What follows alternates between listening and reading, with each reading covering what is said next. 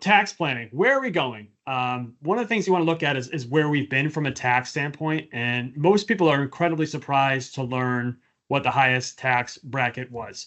The actual highest tax rate was 94% in the 40s. The current high tax rate right now is 37%. If you add the Medicare surcharge, you're basically at 40.8%. So we're at a pretty historically low tax bracket. We have a significant amount of government debt. And you think about our tax rate, I don't know if it's going to go up or not, but it's most likely not going to decrease further. And if it is, it'll probably be minimal. So you want to do some tax planning, looking at where we are today and where are we going to go in the future.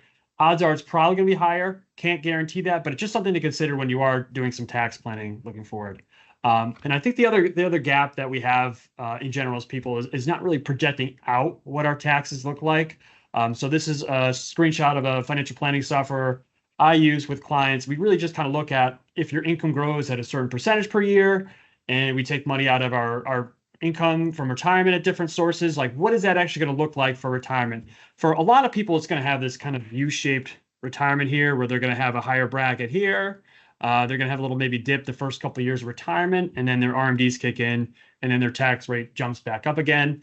If some people oversave into the pre-tax bucket, they could actually see, their retirements even be higher than their bracket went before they were working.